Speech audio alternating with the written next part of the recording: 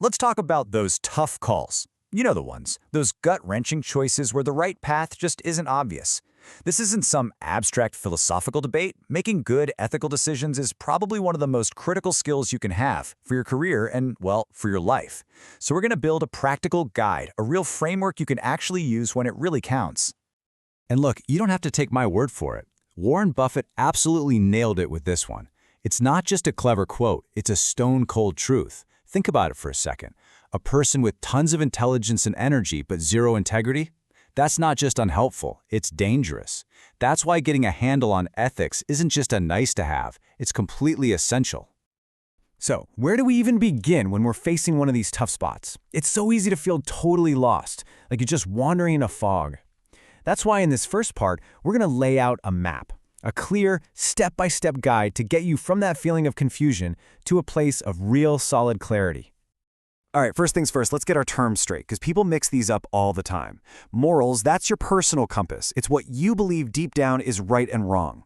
Ethics, on the other hand, that's more like the shared rules of the road for a group, like your workplace or your entire profession.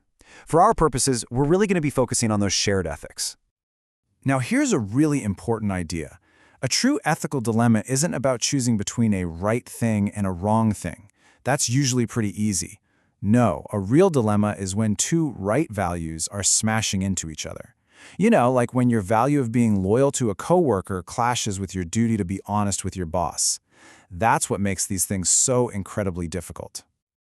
So here is the map itself. It's a straightforward four-step process. It all starts with awareness. You gotta recognize there's even an issue in the first place. Then comes judgment, figuring out what the right thing to do is. After that, intent, actually committing to doing it. And finally, behavior, the most important part, following through and taking action. Now, we're gonna zoom way in on that second step, moral judgment. To make a really solid judgment, you need the right tools. So, we're going to explore three powerful frameworks. I want you to think of them as different lenses you can look through. Each one gives you a totally different perspective on the problem, helping you see the whole picture much, much more clearly. Okay, our first lens is called deontology, and this one is all about duties, principles, and rules. It basically says some actions are just inherently right or wrong, full stop, no matter what happens as a result. The best example ever? The golden rule, do unto others. With this lens, you're not worried about the outcome. You're focused on whether the action itself is principled. So, when you're using the deontology lens, you ask yourself questions like, what are my fundamental duties here? Am I being honest? Am I respecting everyone's rights? It forces you to get back to basics and think about your core obligations. But of course, this lens is imperfect. I mean, what do you do when two of your duties are in direct conflict? Or what if following a rule, no matter what, is going to lead to a disaster? Deontology can sometimes be way too rigid, trying to shove a messy, gray area problem into a simple black and white box. All right, let's switch to our second lens, utilitarianism. This one basically flips deontology on its head. It doesn't care about rules or duties at all. It only cares about the results. The goal here is simple. Choose the option that creates the greatest amount of good for the greatest number of people. It's kind of like a moral cost-benefit analysis. To use this lens, you have to think really broadly. Who's going to be affected by this? What are all the possible good things and bad things that could happen to everyone involved? Your mission is to find the path that creates the most overall value, or at the very least, the least harm. The challenges with this one are pretty huge, though. First, it's almost impossible to predict all the consequences of an action. But here's the biggest danger. The greater good can be used to completely steamroll the rights of a minority. Sacrificing one person for the benefit of many, that's a seriously slippery slope.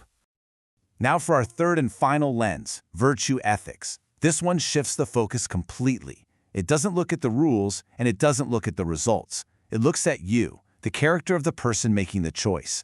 It asks a profoundly different question. What would a person of integrity do in this situation? It's all about making choices that align with the person you aspire to be. So the questions become deeply personal. You might ask, what would my mentor do?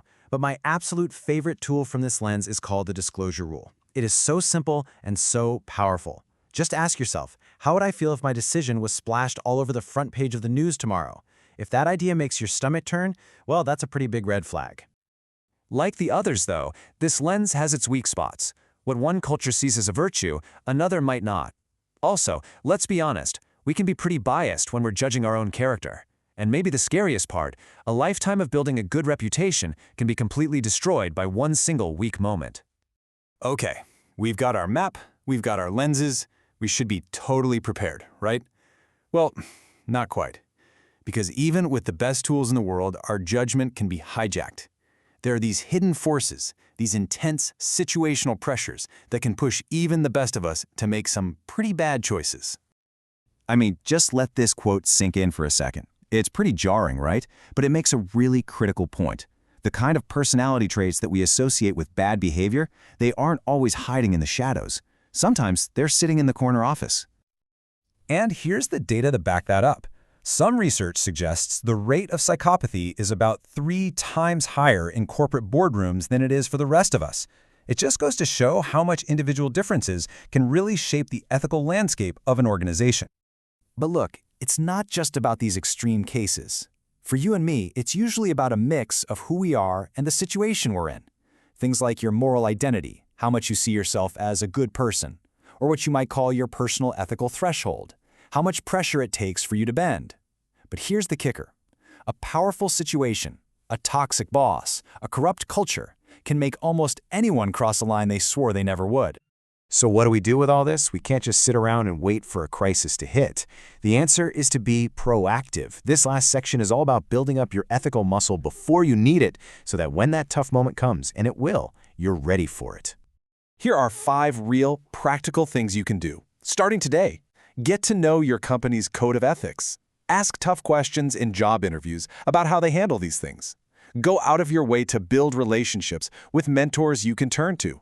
And practice this one simple trick. When you feel pressured, just say, "I need some time to think about this." It's a game changer. And above all else, listen to your gut. If something feels off, it probably is. So we'll end right there with that one question to carry with you. Before you make your next tough call, whether it's big or small, just stop and ask yourself this question. Honestly, it might be the most powerful tool you have.